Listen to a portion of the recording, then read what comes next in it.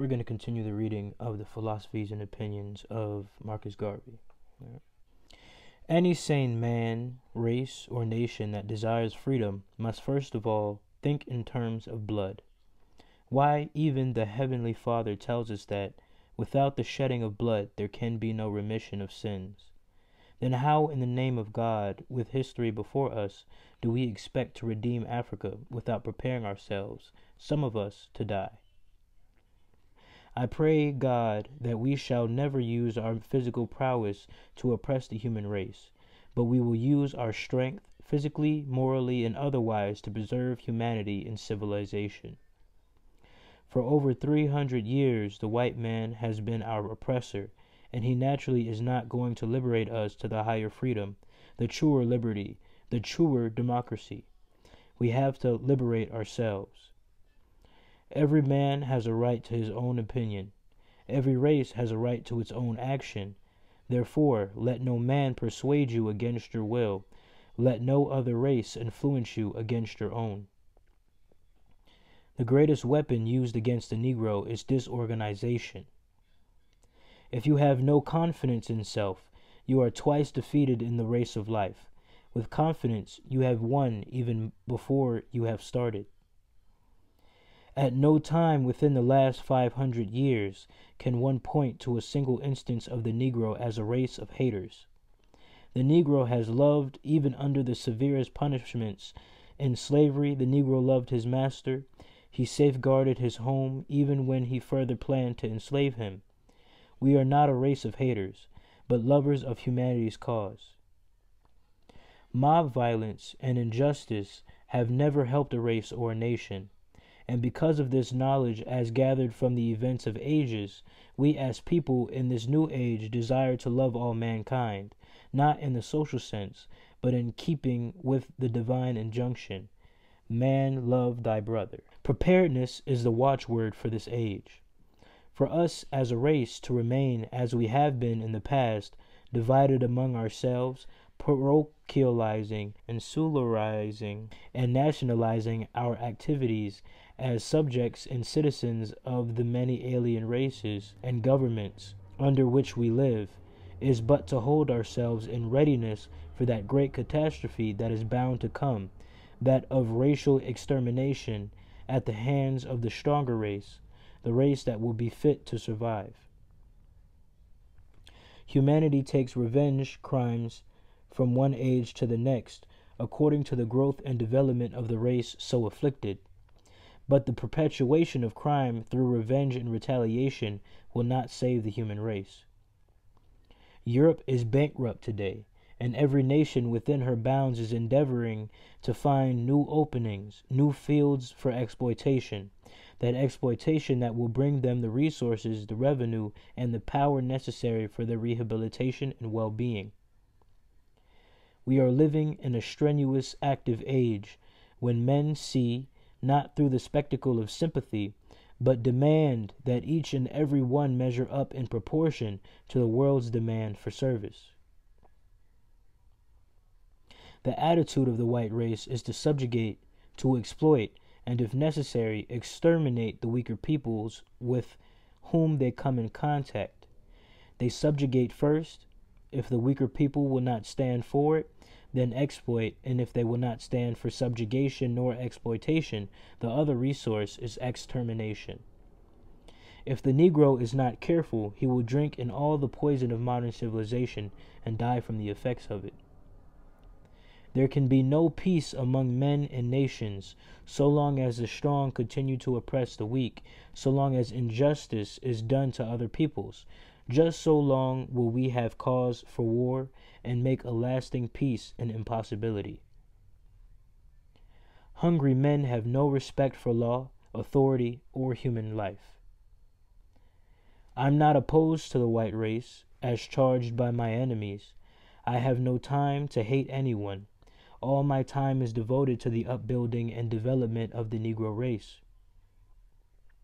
When nations outgrow their national limits, they make war and conquer other people's territories so as to have an outlet for their surplus populations. The world does not count races and nations that have nothing. Point me to a weak nation, and I will show you a people oppressed, abused, taken advantage of by others. Show me a weak race, and I will show you a people reduced to serfdom, peonage, and slavery. Show me a well-organized nation, and I will show you a people and a nation respected by the world. The battles of the future, whether they be physical or mental, will be fought on scientific lines, and the race that is able to produce the highest scientific development is the race that will ultimately rule. Let us prepare today for the tomorrows, and the lives of the nations will be so eventful that Negroes everywhere will be called upon to play their part in the survival of the fittest human group. Let us, in shaping our own destiny, set before us the qualities of human justice, love, charity, mercy, and equity.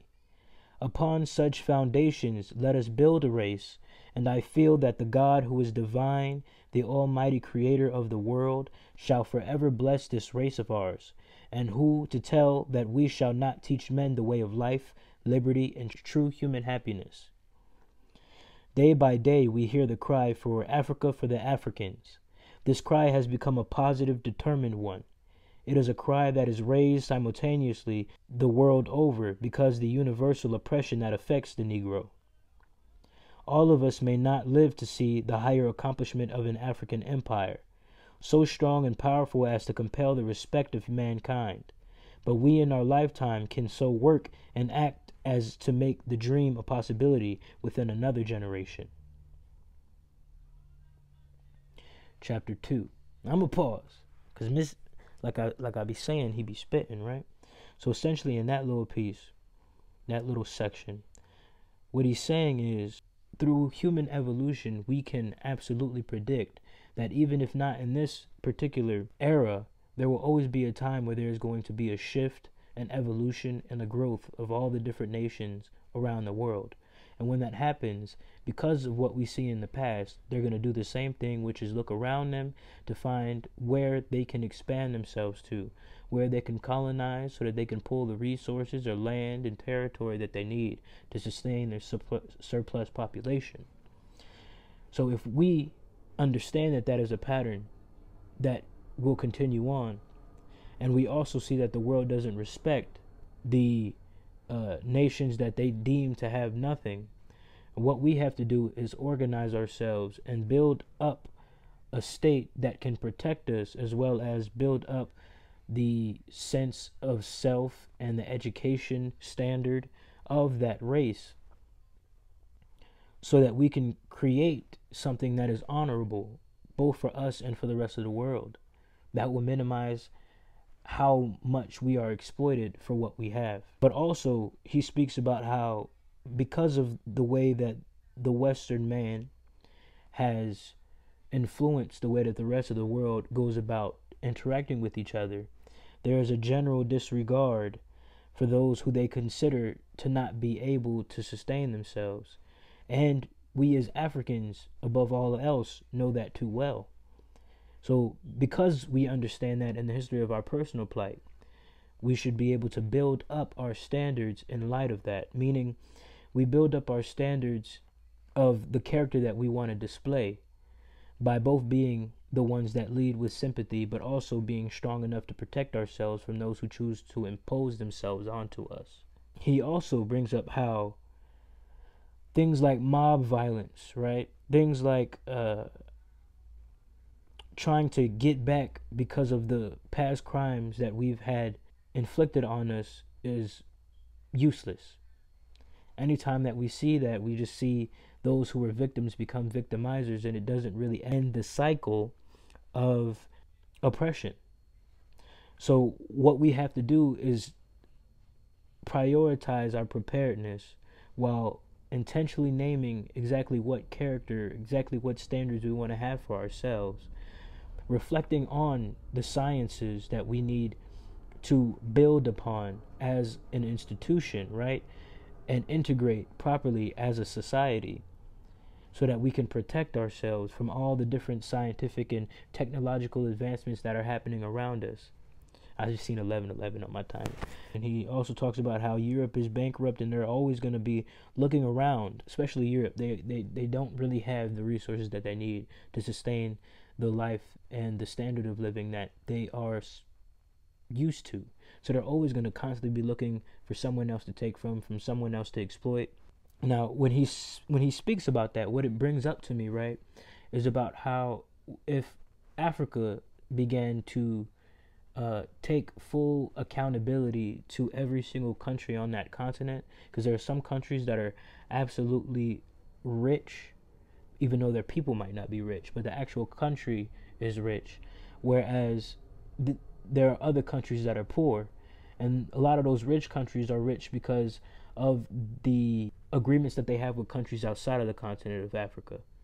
I'm thinking about how so many raw goods come from Africa, and if they were to just build factories in those barren countries to be able to manufacture it, then you're then exporting completely usable products to go straight to the stores and be sold. Things like that. Essentially prioritizing, organizing Africa all together outside of any sort of business with non-African countries can essentially not only make all of the African countries rich, but also teach countries like European countries how to be able to find that balance and find their place in that great play that is international economics. Just because you don't lead in things like agriculture doesn't mean you can't lead in things like manufacturing, and how to value that and how to price that so that it can sustain them without them feeling like, oh, because we can't grow these things, we must conquer someone else, you know?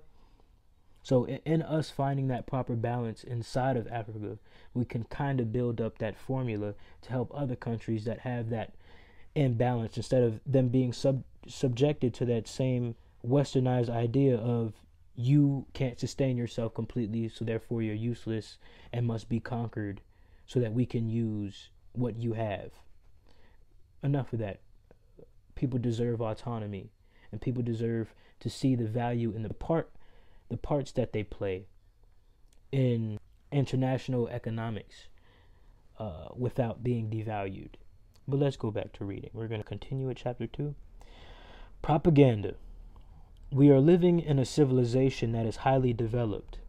We are living in a world that is scientifically arranged, in which everything done by those who control is done through system, proper arrangement, proper organization, and among some of the organized methods used to control the world is the thing known and called propaganda. Propaganda has done more to defeat the good intentions of races and nations than even open warfare. Propaganda is a method or medium used by organized peoples to convert others against their will. We of the Negro race are suffering more than any other race in the world from propaganda. Propaganda to destroy our hopes, our ambitions, and our confidence in self. Slavery is a condition imposed upon individuals or races not sufficiently able to protect or defend themselves, and so long as a race or people expose themselves to the danger of being weak, no one can tell when they will be reduced to slavery. When a man is a slave, he has no liberty of action, no freedom of will. He is bound and controlled by the will and acts of others, as of the individual, so of the race. Slavery is not a condition confined to any one age or race of people. Slavery has been since man in the different distributions of himself, scattered here, there, and everywhere, has grown and developed, wherein one race will become strong and the other race remains weak. The strong race has always reduced the weak to slavery. It has been so in ages past. It is so now in certain parts of the world, and will be so until the end of time. The great British nation was once a race of slaves. In their own country they were not respected because the Romans went there, brutalized and captured them, took them over to Rome, and kept them in slavery. They were not respected in Rome because they were regarded as a slave race. But the Briton did not always remain a slave. As a freed man, he went back to his country, Britain, and built up a civilization of his own. And by his self-reliance and initiative, he forced the respect of mankind and maintains it until today. Interesting. We're going to read more about that later. The powers opposed to Negro progress will not be influenced in the slightest by mere verbal protest on our part. They realize only too well that protests of this kind contain nothing but the breath expended in making them. They also realize that their success in enslaving and dominating the darker portion of humanity was due solely to the element of force employed. In the majority of cases, this was accomplished by force of arms. Pressure, of course, may asset itself in other forms, but in the last analysis, whatever influence is brought to bear against the powers opposed to Negro progress must contain the element of force in order to accomplish its purpose, since it is apparent that this is the only element they recognize. Education. To be learned in all that is worthwhile knowing, not to be crammed with the subject matter of the book or the philosophy of the classroom, but to store away in your head such facts as you need for the daily application of life, so that you may the better in all things understand your fellow men and interpret your relationship to your Creator. You can be educated in soul, vision, and feeling as well as in mind. To see your enemy and know him is a part of the complete education of man.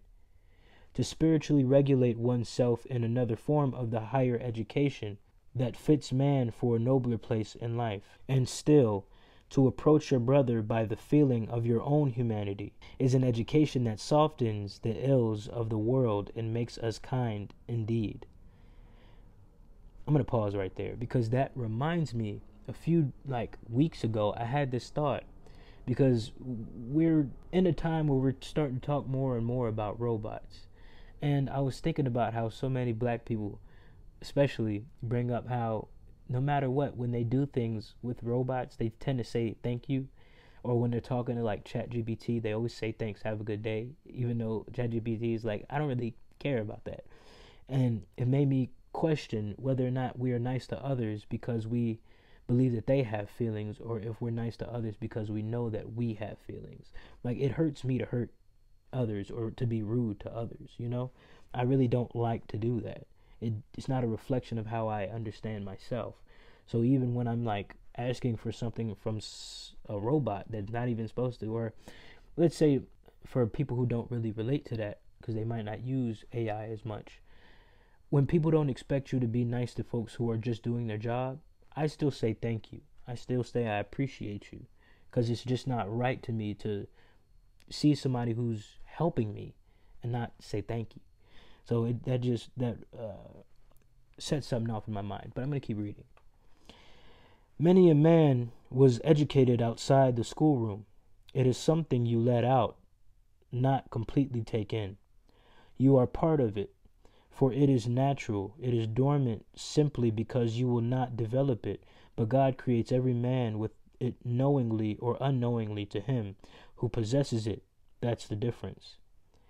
Develop yours, and you become as great and full of knowledge as the other fellow without even entering the classroom.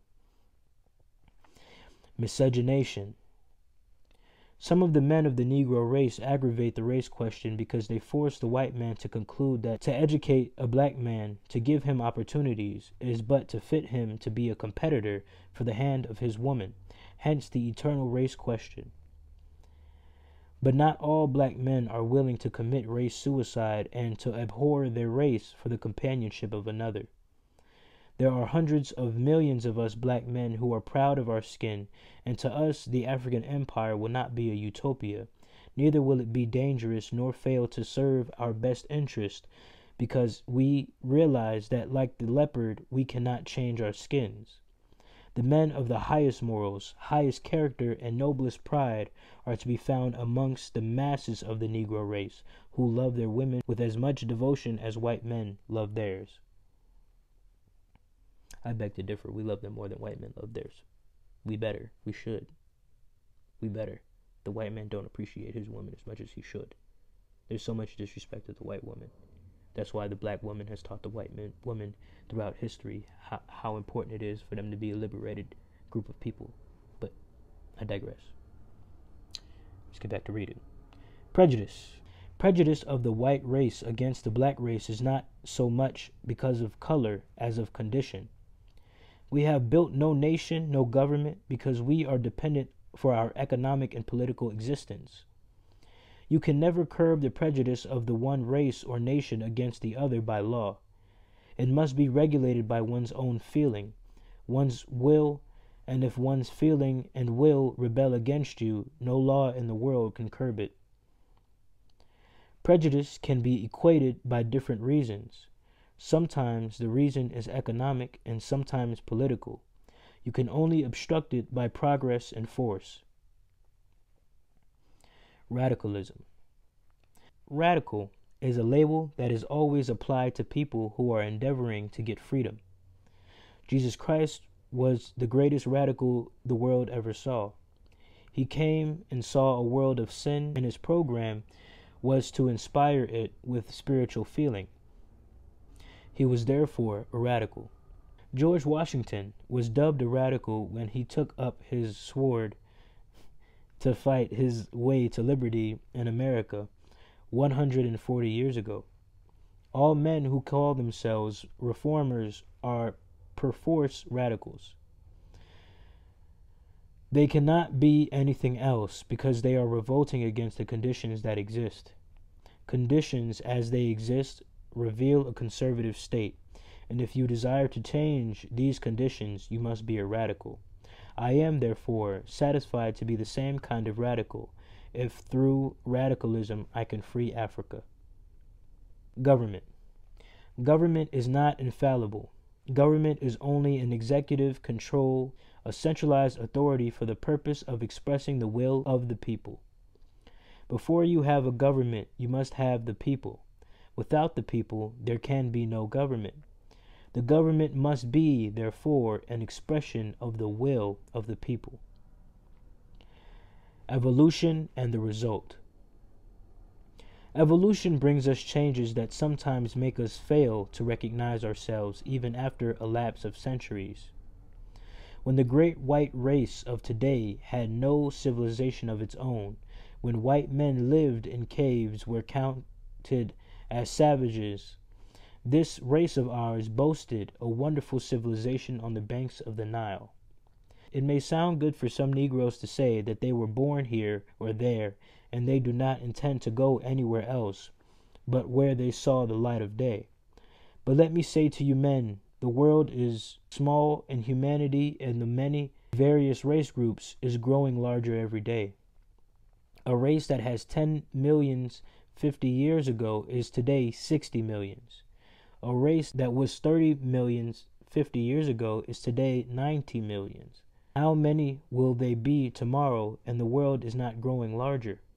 What will happen through the multiplication of all these various race groups, of those who are in power, of those who are strong, those who have at their command the forces of nature, through which they can exploit the weak and ultimately exterminate them?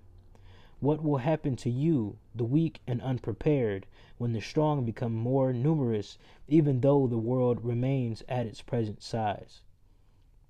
Ah, if you will but think down the future and compare the possibilities of the future with the happenings of the past, you will come to the conclusion that there is no other salvation for the Negro but through a free and independent Africa. Whilst geographically speaking, the world has never been in its natural division as we know it and see it, yet politically speaking, the world has changed and is still changing. Yesterday we had the Roman Empire, we had the Grecian Empire, we had even the Carthaginian, the Assyrian, and the Babylonian empires. What has become of them? They have gone into the oblivion of the past because of human progress, because of the development of certain races as against the stagnation of others. But even yesterday, we also had the great German Empire, we had the Russian Empire, we had the Empire of Austria and Hungary. Where are they now? They too are traveling towards the oblivion of the past. Today we have the great French Empire, the British Empire, and other great commonwealths.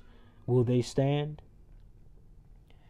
Ah, methinks not, because evolution and human progress brings changes, and in the changes no man can tell what will happen tomorrow as against what exists today. Therefore, I say to the 400 million Negroes of the world, prepare yourself for the higher life, the life of liberty, industrially, educationally, socially, and politically. Poverty. A hellish state to be in. It is no virtue. It is a crime. To be poor is to be hungry without possible hope for food, to be sick without hope for medicine, to be tired and sleepy without a place to lay one's head, to be naked without hope of clothing, to be despised and comfortless. To be poor is to be a fit subject for crime and hell. The hungry man steals bread and thereby breaks the 8th commandment. By this state he breaks all the laws of God and man and becomes an outcast. In thought and deed he covets his neighbor's goods. Comfortless as he is, he seeks his neighbor's wife. To him there is no other course but sin and death. That is the way of poverty. No one wants to be poor. I'm going to pause right there, because I think that's really important. Especially many of us anti-capitalists, we're just fine with people stealing because we understand how the capitalistic system works. But we need to be honest about the fact that us thinking that there can never be any change, or not trying to put forward any real effort to create change, is us allowing for people to spend their lives feeling like they need to steal in order to survive, and thinking that that as a standard of living is okay. We can't expect people to have character, to build character, to have a strong sense of self when they're constantly having to subjugate themselves to stealing for the sake of survival. No one wants to do that for real. If you had all the money in the world to spend and you felt like you were living in an economic system that was just, you wouldn't just want to steal. Or at least we want to be able to build people who have character that doesn't lead to them feeling like stealing is okay. So although us as anti-capitalists wouldn't want to make somebody feel as if they're bad for doing what they need to survive in such an exploitative economic system, we should prioritize the fact that stealing isn't something that we want to be psychologically normalized in the masses. And so something has to change if that's what people have to justify themselves doing just to survive. But let's keep reading. Power. Power is the only argument that satisfies man. Except the individual, the race or the nation has power that is exclusive. It means that the individual, race, or nation will be bound by the will of the other who possesses this great qualification. It is the physical and pugilistic power of hairy wills that makes white men afraid to fight him. It was the industrial and scientific power of the Teutonic race that kept it for years as dictator of the economic and scientific policies of Europe. It is the naval and political power of Great Britain that keeps her mistress of the seas. It is the commercial and financial power of the United States of America that makes her the greatest banker in the world. Hence, it is advisable for the Negro to get power of every kind. Power in education, science, industry, politics, and higher government. That kind of power that will stand out signally so that other races and nations can see, and if they will not see, then feel. Man is not satisfied or moved by prayers or petitions, but every man is moved by that power of authority which forces him to do even against his will. Universal suspicion. Humanity everywhere is struggling towards political freedom and economic opportunity. In the struggle, we are confronted with the rivalry of the keenest minds of the age, each race and nation seeking to present its best to the world. So much is expected of each by the different rivals that it becomes impossible to reach an amicable settlement and to establish universal confidence. it can be plainly seen that no one race or nation trusts the other. There is a universal suspicion that hovers over the conduct of every great leader representative of his race or nation. It is this suspicion that limited the Washington Four-Pack Treaty. It is this suspicion that caused the failure of the Genoa Conference. It is this suspicion that is going to wreck ultimately many of the nations and empires of today, thereby throwing into obscurity many of the races that now dominate the affairs of men. We as a race are called upon to play our part, and we must do it well. In the spread of this universal suspicion that causes nation to distrust nation and race to distrust race, we also have our distrust, which makes it impossible for us to believe in anyone else but ourselves. Nigga spitting, but I'll keep reading. Dissertation on man. Man is the individual who is able to shape his own character, master his own will, direct his own life, and shape his own ends.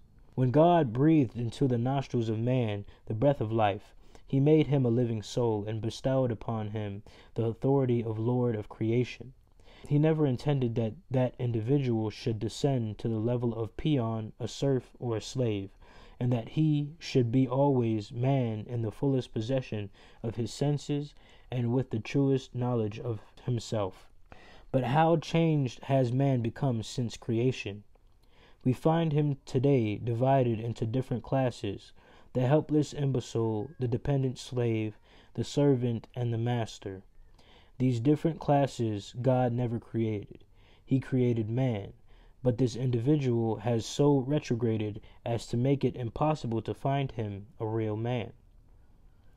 As far as the Negro race is concerned, we can find but few real men to measure up to the higher purpose of the creation, and because of this lack of manhood in the race, we have stagnated for centuries and now find ourselves at the foot of the great human ladder. After the creation and after man was given possession of the world, the Creator relinquished all authority to his Lord, except that which was spiritual. All that authority which meant the regulation of human affairs, human society, and human happiness was given to man by the Creator, and man therefore became master of his own destiny and architect of his own fate. In process of time, we find that only a certain type of man has been able to make good in God's creation.